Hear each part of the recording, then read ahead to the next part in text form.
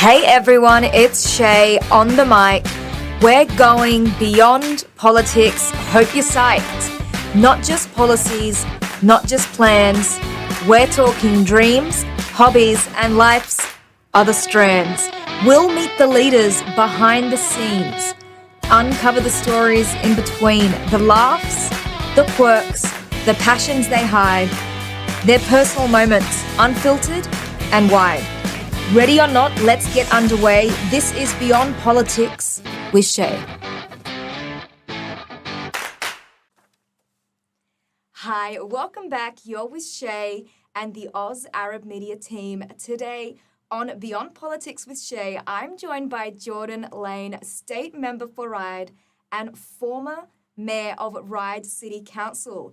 Jordan was one of the youngest members elected to Ryde City Council, and he joins me in the studio today. Jordan, thank you so much for joining me today. It's a pleasure to be here, Shay. Thank you for having me. Lovely to see you here at the studio. Let's get straight into our icebreaker questions. Are you ready? I'm ready. Let's go. Okay, first three curveball questions with the first one. What is one thing that people don't know about you? I was a very, very shy child, which is Really? unusual for a person who goes into politics. But yes, I was very different to what I am today. So. Okay, don't really see that, but maybe the second question might help us better understand you and your style. What is one common compliment you receive all the time? More of a compliment for my staff than for me, but people will often say, you took the time to get back to me. I am very fastidious about responding to people that reach out, very keen on personal notes and trying to make sure that people that actually take the time to engage get a proper answer. So I think it's important. Nice, very nice. Okay, you're big on technology. Yes. And you're very passionate about technology. If there was one feature you could introduce to a smartphone, whether that be an iPhone or a Samsung, what would that be and why? Okay, very easy. So the pay wave is fantastic, but payments could be improved. I don't think I need to hold up the phone to check out at the grocery store or walk through the turnstiles at a train station. I think if it just knew I was there and took Your the hands money, are full, usually. much easier. Yes, hands are full, so it'd be much easier.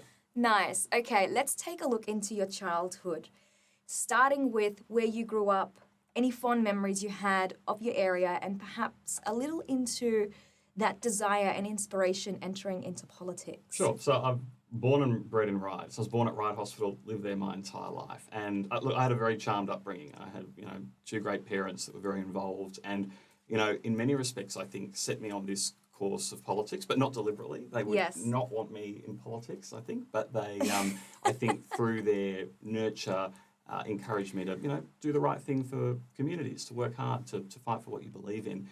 And I think that played a big part. But it's always been very Ryde-centric, and obviously it's a great honour to be able to represent those people. It's a privilege. It never feels like work. And you tend to get that in your area. People are very close to Ryde and have that very personal connection to that area. Okay, can you share with us a story, maybe a prompt that triggered that, I think I want a career in politics? Yes, so there's probably two. So my dad is a tradesman, he's a plumber, and growing up he worked very hard. He didn't want me to follow him in those footsteps. He wanted me to go to university and, both my parents did, pursue further study. And he took me on some of the most dreadful jobs, digging mud in the rain, Trauma? Awful, just horrendous. Yeah. And, I've said in retrospect, I wonder if they'd regret that intervention because the career in plumbing would arguably have been cleaner than my current career in politics. So That's a big call, Jordan. Well, it has a bad reputation and I think you've got to try and elevate that. But they definitely geared me towards doing something that was more intellectual and they didn't want me to be working as physically hard as he did. So I think that was important. But in terms of what really motivated me around local politics and doing community work, was as a kid, and this might be funny and difficult to believe, I used to ride a skateboard as a kid. And I was very frustrated growing up. There's nowhere to ride the skateboard. And I wanted a skate park. And I was seeing all this new housing being built, all this investment in the area, but nothing for local young people. And I remember going to rallies and signing petitions and writing to the mayor as a kid about this and getting knocked back. And I was really disappointed. And I thought that the lack of investment in just basic infrastructure for community was missing. And I think that's what sparked that interest in local government in particular. And we'll get into that in a bit. when we talk about the policy discussion, but from writing to the mayor to becoming one. Obviously, we'll look into your style and your leadership later on, but a big congratulations and Thank you. kudos to your parents as well who will be watching. Okay, now passion or talent. What is one passion or a talent that you harbour that would surprise people if they knew? Look, I wouldn't say it's a talent, but I wouldn't say it's a passion, but I can say the alphabet backwards. So it's a little hidden talent. Can you say it backwards drunk? I've never tried, and I probably won't. Okay. Nice. Okay, so that's a memory and a recall. Nice. Yeah, that's right. Yeah. I learned it as a kid. My grandmother actually taught me as I was growing up, and I don't know why. I don't know why it was useful. It's never really been useful, but it's a funky party trick. Nice. Okay, let's go into the policy-focused discussion. Roads, transport, and infrastructure all coming together and an important priority for any government. Jordan, share with me the importance that this portfolio has for people now and in the future. Yeah, look, I think it sounds a bit dry, transport roads, but it is, in my view, the most vivid example of a government's capacity to deliver. There is either good functioning transport and roads, or there isn't. It's fairly binary. And I think if you've got a government that is working for community, making the right investments, you see those things work. You travel around the world, the number one thing you see traveling between an airport and your hotel is whether or not you can move around. And I think that is a very clear giveaway around whether you've got good functioning government or one that you don't. So I think it's vitally important, not just for the basic movement of people, which is critical for any economy and community, but for the example you want to set for how competent your government is and how functional your society is going to become. There's a lot of talk around the Sydney Metro, its value now and in the future, whereas a lot of people would be focusing on the connections it has with other people and other areas. Connected people and connected communities. What is the value of the Sydney Metro now and in the future for younger people especially? So I was the beneficiary of early Sydney Metro. The Northwest Link runs through my electorate, so Macquarie Park, Macquarie University, and it has been a game changer for that area. There's a university up there. There are a lot of young people moving around, not just to get to study, but to interact socially, to go to the shops, to their local jobs that they might have in the centre or in the business park. It creates vibrancy. And I think that investing in good, modern, functional public transport is just critical for any growing city. But I also think in particular, it allows for creativity and diversity to flourish because it means more people can come to your area and then they can share their ideas and their beliefs and mingle and integrate. So I think it does a lot more than just move people around. It's also a very big symbol about what kind of society you want to have. Yeah, and you can see that happening already. You know, that movement within and around Sydney, which is amazing. Now, if we look at housing, a very topical area, housing developments and the new housing developments, how do these new connections and extensions to Sydney Metro, how are they expected to support the new housing developments?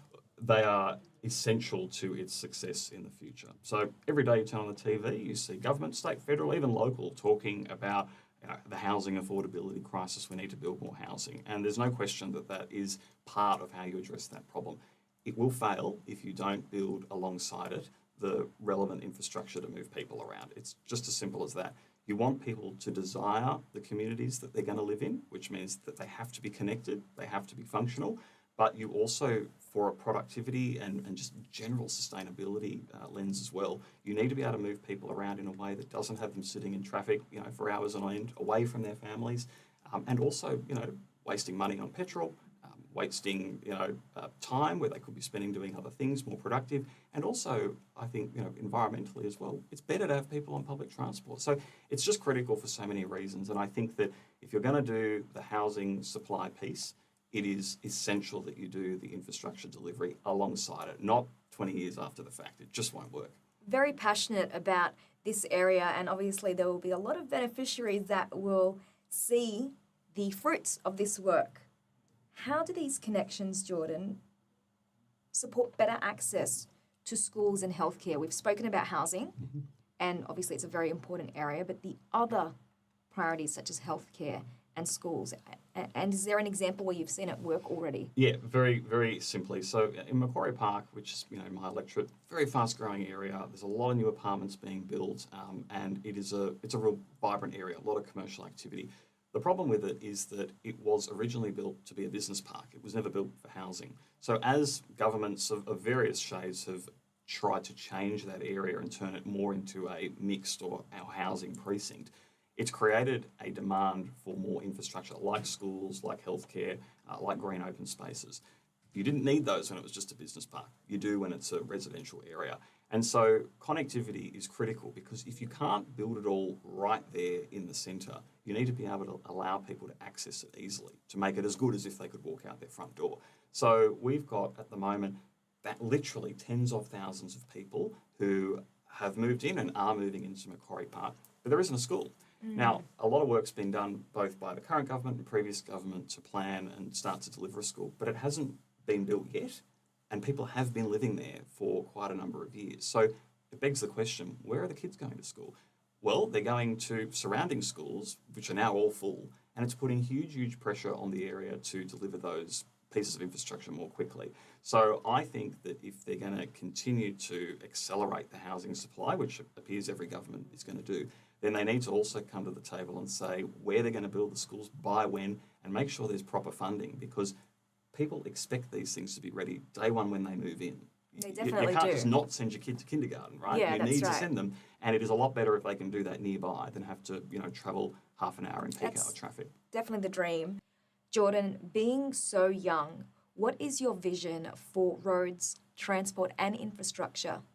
I think because they are the basic interface for most people with government, like you sit on the road every day, you catch the metro to work every day, that it is super important that it is a modern experience for people, especially for young people. I mean, kids these days, they come out of the womb with an iPhone. They know how to use technology. So I think there's a technology piece there. And if I can give one example, we don't have a terribly integrated planning system for getting around on public transport. So you use the My Trip apps that are on the iPhone, for example, and it tells In the browser you, usually. Yeah, in a browser, or sometimes you download an app, and it might show you the timetable for the bus or the train that you're trying to catch, but it doesn't integrate them together. It's a very manual job. You travel around places, London, New York, they've got really sophisticated and integrated planning tools so that you can say you want to get from point A to point B. It will give you the most efficient, the cheapest, the most relaxing pathway that you want to take using all different modes, and it pulls all the data together for you to create sort of a one-touch customer experience.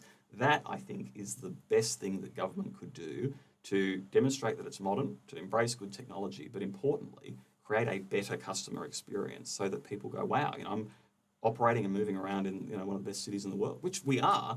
We get let down when we don't invest in technology. So that is one thing that I would do, a bigger focus on technology, and that planning app is one little small example of how you could demonstrate that. A small example, but a huge achievement should that happen. And hopefully, I think most Sydney-siders and around New South Wales would be very excited to have something like that happen. Okay, Jordan, now if we're zooming out of the policy discussion, let's go straight into our rapid fire section. All right, let's do it. You ready? I'm ready. Okay, 5 questions. Really quickly, the first thing that comes to mind, starting with, what is your favourite film and why? I love the Jurassic Park franchise. Obviously, the first film is the best, but I loved dinosaurs as a kid. Okay, nice. Now, favourite song. I'm a huge fan of the Hamilton musical, so it's too hard to pick a favourite. Can you sing one? I'm not going to do it. I have a terrible voice. So. Hamilton, very good. Okay, favourite meal? I love sushi. Nice. Okay, if you could share with us, favourite cafe or restaurant, could be in Sydney or around the world.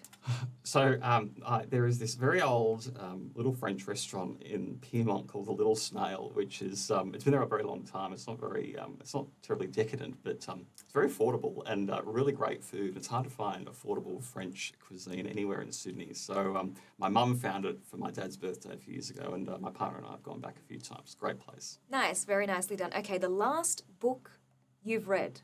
The last book was On Leadership by Tony Blair. Very important. Some of the technology stuff I spoke about, he goes into those things. Amazing. Okay, would you share with us your personal mantra or some life advice that you think could benefit our viewers? Yeah, I live by a mantra which I think is very important, particularly in modern politics, around the values and the virtue of the centre. And the sort of saying or the mantra, if you like, is that the centre only works or thrives and survives if the centre is where the change makers gather. So in other words, if you want to keep the centre a modern place where people are attracted, where you reject fringe ideas and you become a harmonious society, the change and the reform has to happen by those that sit in the centre. You can't sit idly by, you have to keep changing. Very well articulated, Jordan. Thank you so much. I'm going to leave our viewers with Jordan, who's going to share the best way to get in contact with him after the show. I'm Shay. Thank you for tuning in to another episode of Beyond Politics with Shay. Don't forget to like and share this episode with your networks.